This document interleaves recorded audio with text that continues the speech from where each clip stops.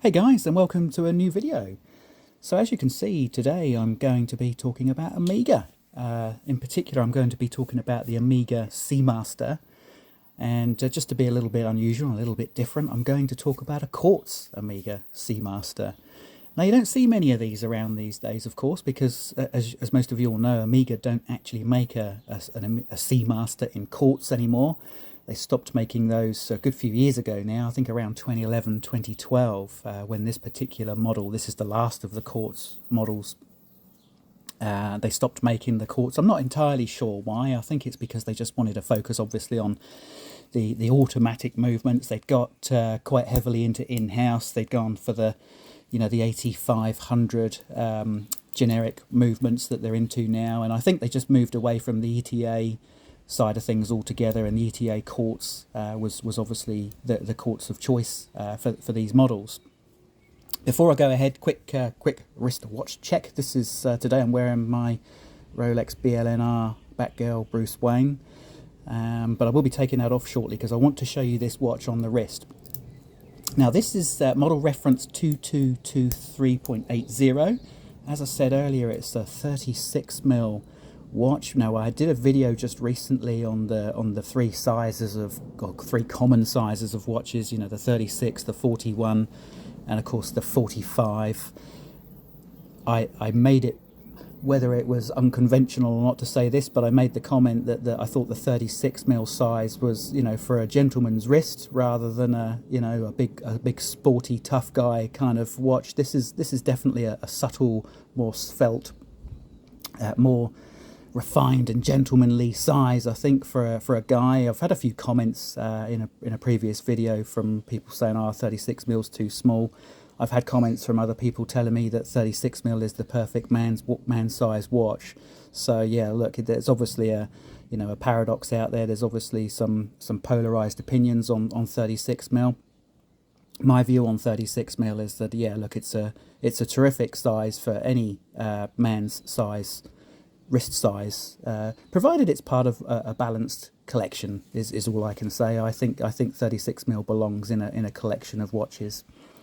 So yeah, look, there's a couple of things I wanted to point out about this particular Seamaster. One is that it's a slightly different model to the one that you may more commonly see, which is the what would that be, the Pierce Brosnan 007 Bond watch, which came out with GoldenEye. Now that was the model 2531.8. Sorry, it was 2541.8 because the model in GoldenEye was actually a Quartz. That's the model that Pierce Brosnan made famous. I think that one had the red pip had a laser in it, and he was able to fire a laser to unchain a lock or something like that. Unfortunately, Amiga didn't run with that in the production side of this model, so no laser on this, guys, I'm afraid to say. They don't do that anymore. They only do that for spies. But look, getting back to the point, this particular model is different in some ways, but it's very similar in others. So it still has as you can see, the blue aluminium bezel. It still has that lovely subtle blue wave in the dial that you'll remember.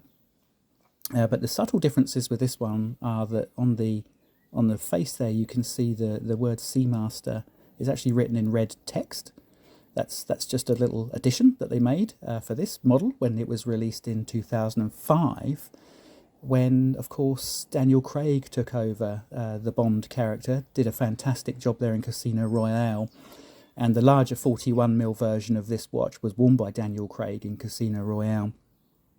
And interestingly, actually, just a slight diversion from where I'm going on the specs, he never wore that watch again after Casino Royale. He was always wearing Planet Oceans. As you can tell, I'm a bit of a Bond geek, and that's quite important to me, that information. So yeah, only wore the Seamaster up until Casino Royale. He actually wore it when he was gambling against Le Chiffre in Casino Royale. Nearly poisoned him, of course, and had to run to his Aston Martin and defibrillate himself. So yeah, look, really exciting stuff, isn't it? So yeah, hopefully you don't have to go through those intrepid adventures with this watch and nearly kill yourself to enjoy it. Anyway, so red text on the dial. It was the last of the Quartz divers that obviously we saw in the Bond films.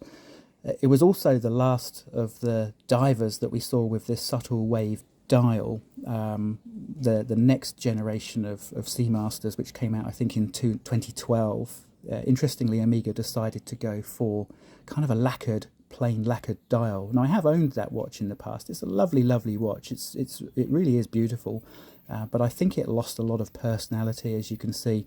You know, that subtle wave pattern, you know, lost in the models from 2012 onwards. So this is again the last of the models that had the wave dial. It also was the first of the Seamasters which had, and you can see this here, it actually had the loom pots were applied rather than just stamped loom, which you'll see on the older Seamasters.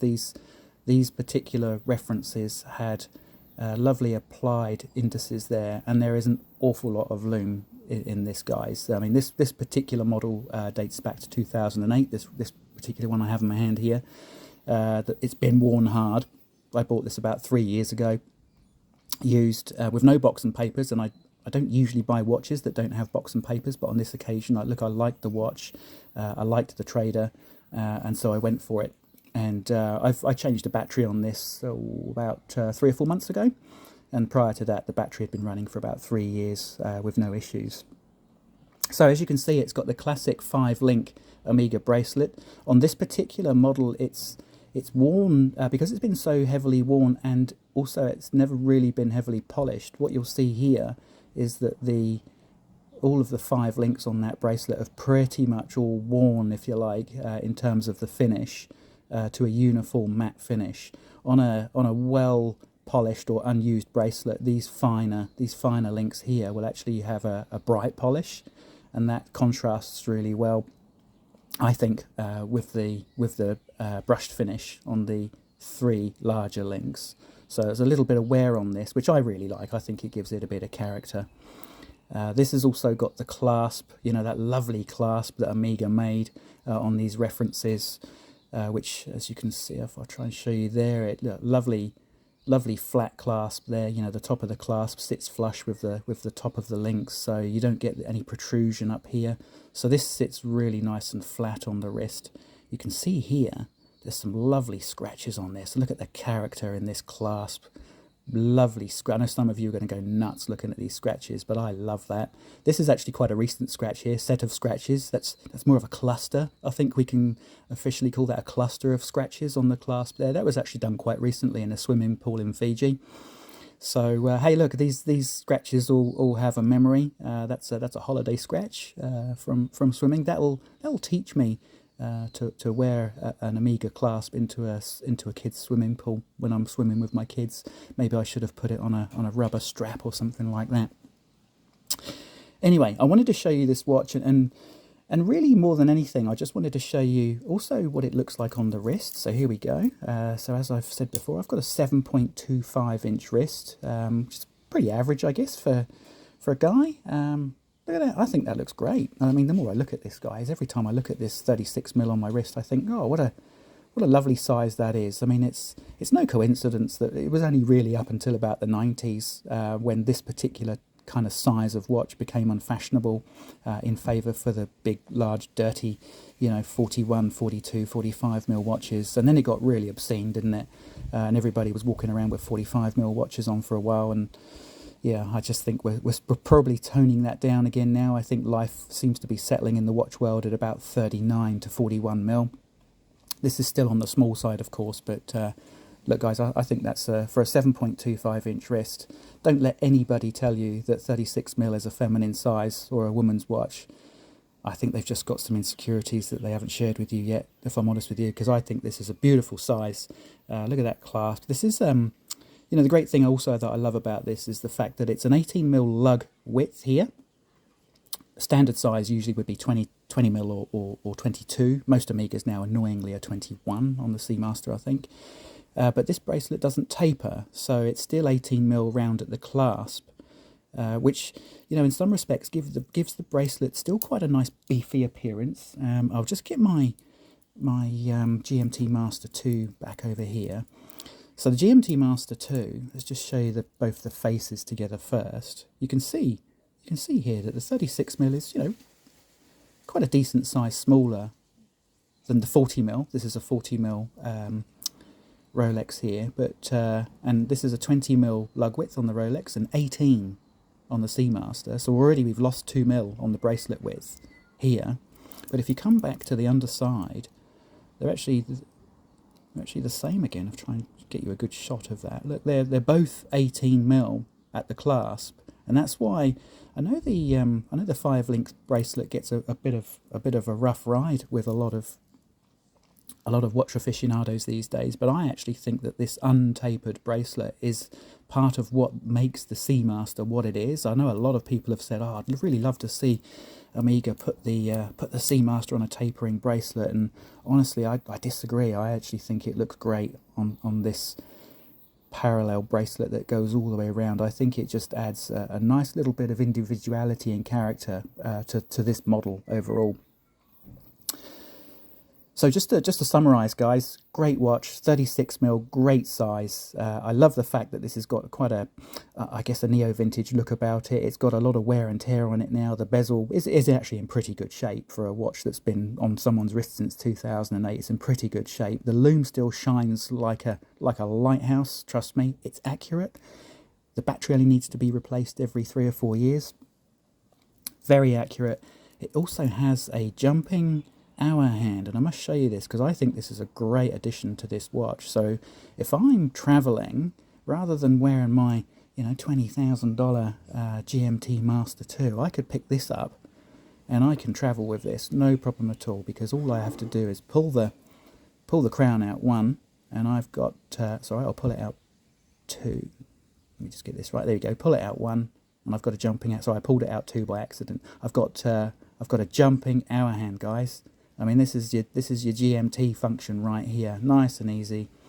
It carries on ticking. You haven't had to hack the watch when you're traveling. You don't have to reset the time. You just jump, pop. Look at that. I just think that's fantastic, and I much prefer this functionality on any watch actually to a quick set date. So you lose the quick set functionality once you start doing this, but you've got that jumping hour hand. So if you're traveling, you've got a jumping hour hand.